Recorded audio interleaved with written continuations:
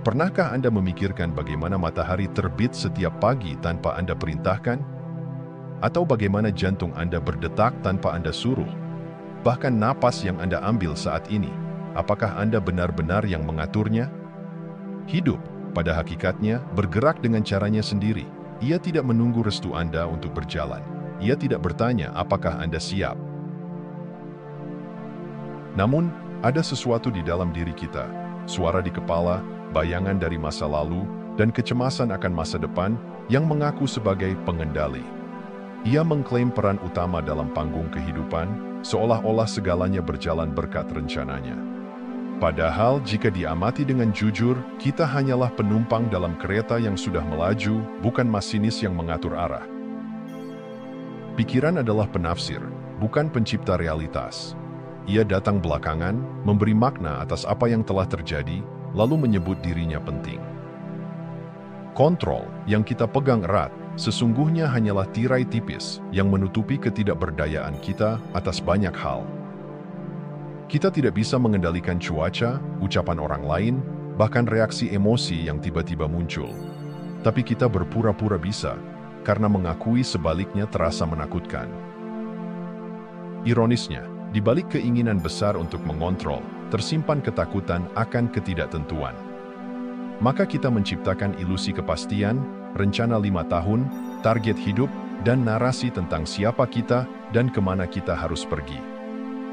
Padahal hidup tak pernah meminta semua itu. Ia hanya meminta kita hadir, tanpa perlawanan.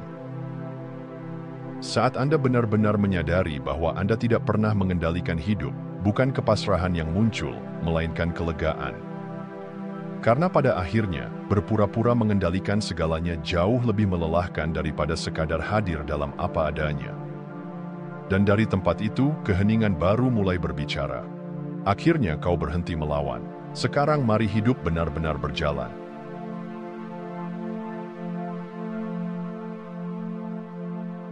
Sejak kecil kita diajari untuk berjuang, mengontrol, menguasai keadaan. Kita tumbuh dengan keyakinan bahwa hidup adalah medan perang yang harus ditaklukkan. Maka kita menggenggam erat harapan, rencana, keinginan, dan ketika semuanya tak berjalan sesuai skenario, kita merasa kalah. Tapi bagaimana jika kekuatan sejati justru terletak pada melepaskan? Bukan menyerah dalam arti pasif atau putus asa, tapi penyerahan yang lahir dari pemahaman mendalam bahwa kehidupan tahu apa yang sedang dilakukannya. Menyerah berarti berhenti melawan arus yang jelas-jelas lebih besar dari diri kita. Anda tak perlu mendorong sungai untuk mengalir lebih cepat. Anda hanya perlu berhenti mengaduk airnya dan membiarkan kejernihannya kembali. Saat kita tidak lagi mengintervensi setiap detik dengan keinginan pribadi, hidup mulai menata dirinya sendiri dengan cara yang seringkali lebih indah dari yang bisa kita rencanakan. Di balik penyerahan, tersembunyi kekuatan yang tenang, kekuatan yang tidak berteriak, tidak mencari pengakuan, tapi hadir seperti udara, tak terlihat namun menopang segalanya. Ini adalah kekuatan yang muncul dari kesadaran bahwa kita bukan pusat alam semesta, melainkan bagian dari tarian yang jauh lebih besar. Penyerahan bukan tanda kekalahan, justru dari sanalah kedamaian yang sejati mulai tumbuh, bukan karena keadaan membaik, tapi karena kita berhenti menuntut keadaan untuk sesuai dengan keinginan. Ketika Anda memilih untuk menyerah, bukan kepada nasib, tapi kepada aliran kehidupan itu sendiri, Anda tidak menjadi lemah, Anda menjadi selaras. Dan dalam keselarasan itu, Anda akan menemukan sesuatu yang selama ini hilang, ketenangan tanpa syarat.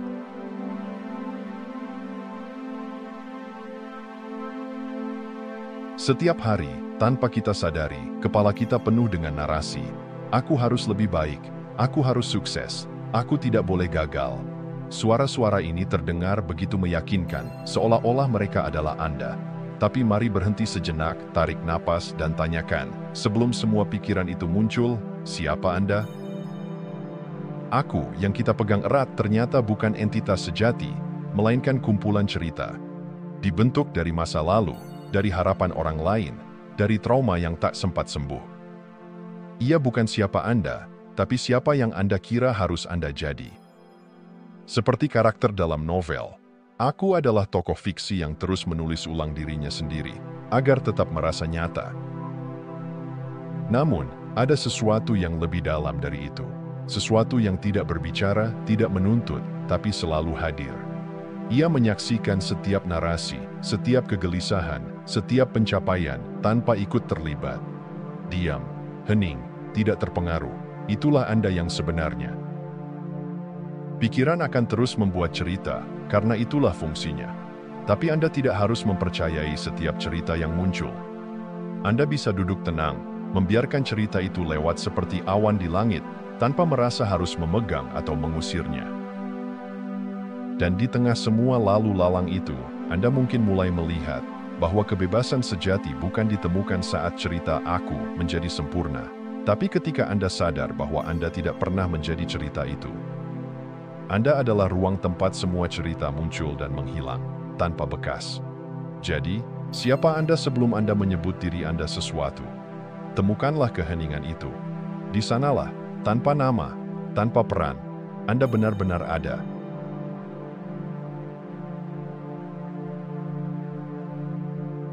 Lihatlah sekeliling. Segalanya bergerak, berubah, tumbuh, dan runtuh, dengan atau tanpa persetujuan Anda. Langit tidak meminta izin untuk mendung. Orang-orang datang dan pergi, suka dan duka silih berganti. Bahkan pikiran Anda sendiri sering muncul tanpa Anda panggil dan menghilang tanpa Anda minta. Kita dibesarkan dengan ilusi bahwa kita adalah pemain utama dalam sebuah drama besar bernama hidup. Bahwa setiap hal yang terjadi harus berpusat pada kita. Tapi kenyataannya, kita lebih mirip layar bioskop daripada filmnya. Emosi, pikiran, peristiwa, semuanya datang dan pergi, muncul dan lenyap di atas layar itu. Dan layar itu tidak pernah berubah. Ia tetap diam, tenang, tak terpengaruh oleh adegan yang paling tragis sekalipun. Menjadi saksi berarti hadir tanpa perlu menjadi tokoh. Anda tidak lagi terjebak dalam alur cerita. Anda tidak lagi hanyut dalam konflik. Anda hanya menyaksikan, seperti langit menyaksikan badai tanpa takut basah. Ini bukan sikap dingin atau tidak peduli, melainkan bentuk kehadiran paling utuh, paling jernih. Bayangkan sebuah danau yang permukaannya tenang. Ketika Anda melempar batu, riaknya muncul, tapi danau itu tidak menolak. Ia hanya menerima, lalu kembali hening. Itulah hidup ketika Anda berhenti mengidentifikasi diri dengan setiap emosi atau peristiwa yang lewat. Anda mulai melihat bahwa semua ini hanya kejadian, bukan identitas. Dan dari tempat itu, tempat tanpa pusat, tanpa tuntutan, tanpa harus menjadi siapa-siapa, Anda benar-benar hidup. Tidak sebagai pemeran yang kelelahan mengikuti naskah, tapi sebagai kesadaran yang melihat segalanya apa adanya. Dalam melihat itu, Anda bebas.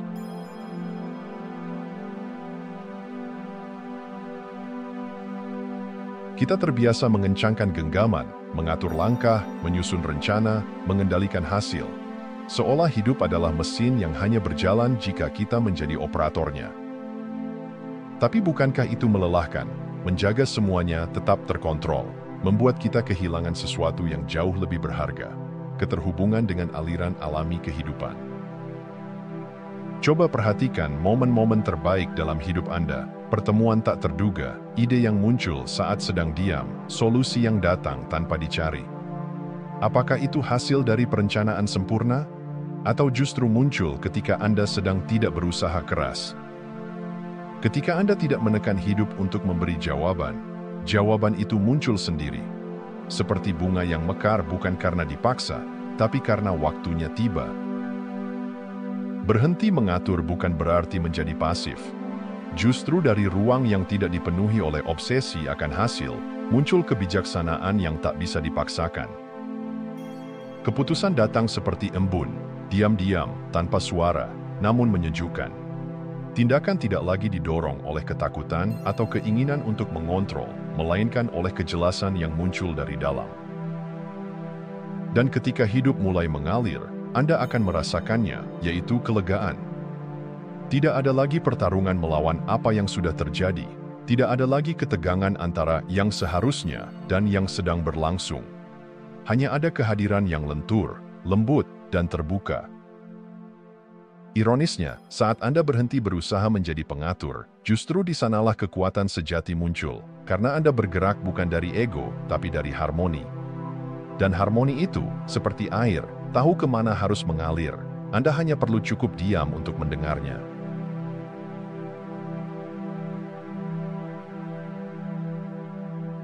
Hidup tidak pernah datang dengan janji bahwa semuanya akan sesuai keinginan kita.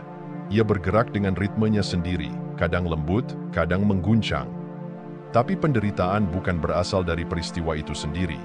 Ia lahir saat kita berkata, ini seharusnya tidak terjadi, atau seharusnya berbeda.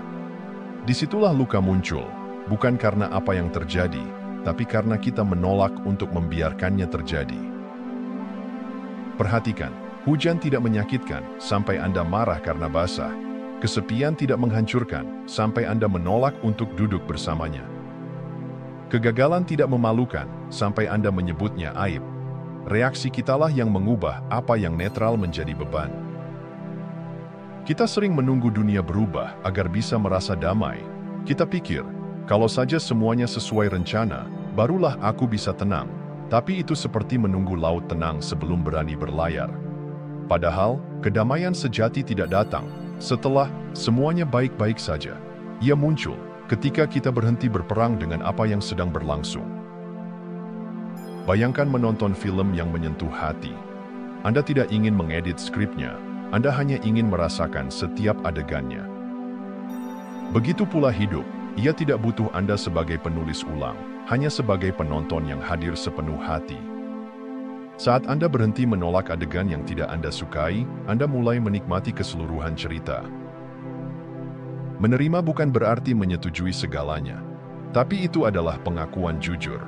Inilah yang sedang terjadi sekarang. Dari titik itulah, ruang terbuka, bukan untuk menyerah, tapi untuk benar-benar hidup. Tanpa beban mengatur, tanpa rasa bersalah karena tidak bisa mengubah, Anda menjadi bebas. Bukan karena dunia berubah, tapi karena Anda berhenti melawan.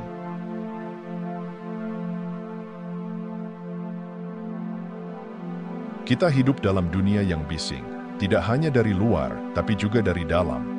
Pikiran terus berbicara, menilai, membandingkan, merencanakan, menyesal. Keheningan menjadi hal yang langka, bahkan menakutkan. Tapi justru di sanalah, dalam ruang sunyi yang sering kita hindari, kebebasan sejati bersembunyi. Kesunyian bukanlah ketiadaan, melainkan keutuhan yang tak terganggu.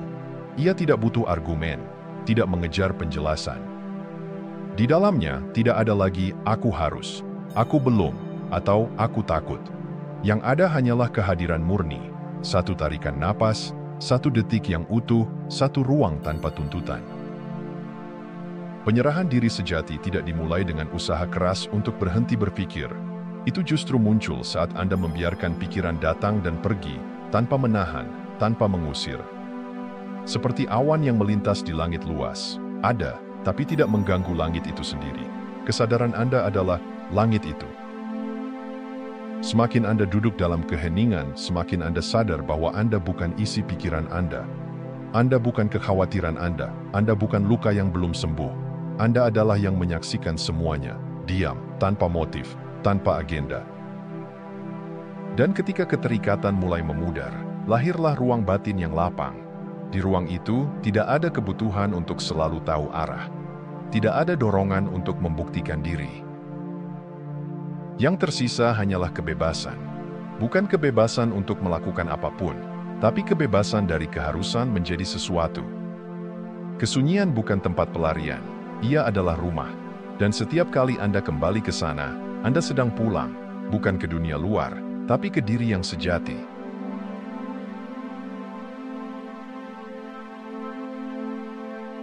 Banyak orang baru berhenti mengejar setelah kelelahan menjadi tak tertahankan. Baru menyerah setelah dihancurkan berkali-kali. Baru sadar ketika hidup memaksa mereka berlutut. Padahal kehidupan tak pernah kejam, ia hanya tegas mengingatkan bahwa terus menggenggam apa yang tak pernah benar-benar milikmu adalah jalan yang pasti menuju luka. Mengapa harus menunggu hancur untuk mulai membebaskan diri? Mengapa harus menunggu hati patah, rencana gagal, atau dunia runtuh, baru kita mulai bertanya, Untuk apa semua ini? Anda bisa melepaskan sekarang, bukan karena Anda kalah, tapi karena Anda sadar. Menggenggam tidak membawa damai. Setiap ambisi yang didorong oleh rasa kurang akan selalu haus. Setiap kelekatan yang dibangun dari ketakutan akan selalu rapuh. Dan semakin keras Anda menggenggam, semakin dalam Anda terluka saat semua itu lepas. Karena pada akhirnya, semuanya akan lepas. Lepaskan bukan berarti kehilangan. Justru saat Anda melepaskan, Anda mulai melihat dengan jernih apa yang memang pantas tinggal. Anda tidak lagi hidup karena harus, tapi karena sadar. Tidak lagi terjebak dalam perlombaan tanpa garis akhir. Hidup ini terlalu singkat untuk terus berlari tanpa arah. Terlalu singkat untuk terus membuktikan sesuatu yang tak pernah benar-benar penting. Dan terlalu berharga untuk hanya dijalani sebagai reaksi atas tekanan dari luar. Hari ini, sekarang juga, Anda bisa memilih. Melepaskan bukanlah akhir. Ia adalah awal dari ruang baru. Ruang untuk bernapas, melihat, dan mencintai tanpa syarat. Anda tidak perlu dihantam dulu untuk terjaga. Kesadaran bisa hadir tanpa derita, jika Anda cukup berani untuk melihatnya, dan cukup tenang untuk menerima.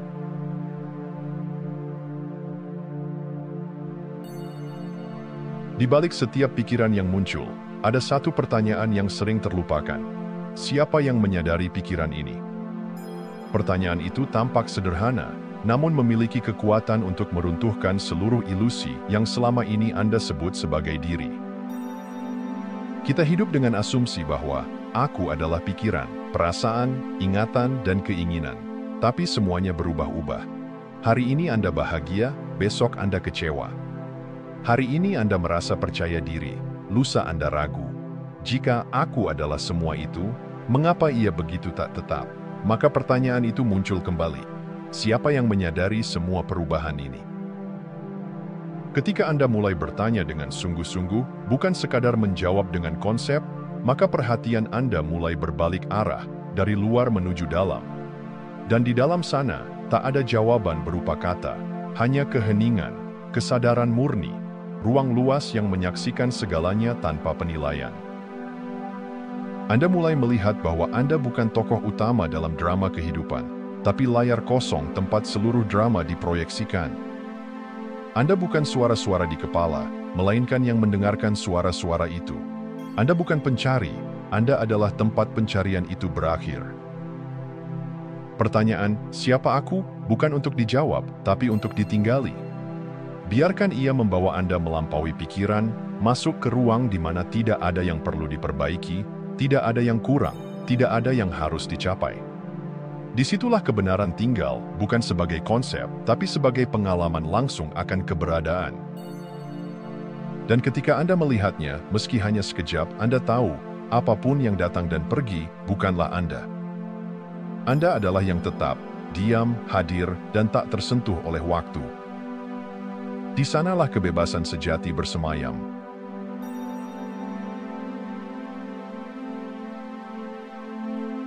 Sejak kecil, kita diajari bahwa kebebasan adalah sesuatu yang harus dicapai, melalui pencapaian, pengakuan, atau pencerahan. Kita terus berlari, berusaha menjadi versi terbaik dari diri sendiri, berharap suatu hari akan tiba di titik di mana kita merasa cukup dan akhirnya bebas. Tapi semakin dikejar, kebebasan itu justru semakin jauh. Bagaimana jika kebebasan bukan tujuan, melainkan keadaan yang sudah ada? Bagaimana jika Anda tidak pernah terpenjara, selain oleh pikiran yang berkata bahwa Anda terpenjara? Lihat lebih dalam. Semua yang Anda anggap sebagai diri, peran sosial, status, luka masa lalu, impian masa depan, semuanya bersifat sementara. Ia datang dan pergi. Tapi ada sesuatu yang tak pernah pergi, yaitu kesadaran itu sendiri. Ruang diam yang melihat semuanya terjadi. Dan ruang itu tidak pernah terikat, tidak pernah rusak, tidak pernah kurang. Kebebasan sejati bukanlah tentang memiliki lebih banyak pilihan. Ia adalah kesadaran bahwa Anda bukan apapun yang terikat oleh pilihan-pilihan itu. Anda bukan cerita dalam kepala, bukan label yang disematkan, bukan harapan yang belum tercapai. Anda adalah yang menyadari semuanya, dan yang menyadari tidak pernah terikat oleh apa yang disadarinya. Inilah paradoksnya. Saat Anda berhenti mencari kebebasan, di sanalah kebebasan ditemukan, karena Anda menyadari tidak ada apapun yang perlu diubah agar Anda menjadi utuh. Anda tidak perlu menjadi lebih baik, lebih suci, atau lebih tercerahkan. Anda hanya perlu melihat dengan jujur dan hening, "Saya sudah bebas." Dan dari pengakuan sederhana itu, muncul kelegaan yang tak bisa dijelaskan, seperti pulang ke rumah yang tak pernah Anda tinggalkan. Jika Anda masih menonton, saya ingin mengucapkan terima kasih. Jika video ini bermanfaat dan menambah wawasan, silahkan membagikan video ini dengan orang lain. Pertimbangkan juga untuk subscribe di channel ini, karena dukungan Anda akan sangat membantu dan berharga. Jangan ragu untuk berbagi pengalaman atau pemikiran Anda di kolom komentar. Semoga hari-hari Anda selalu dipenuhi dengan kelimpahan dan kebahagiaan.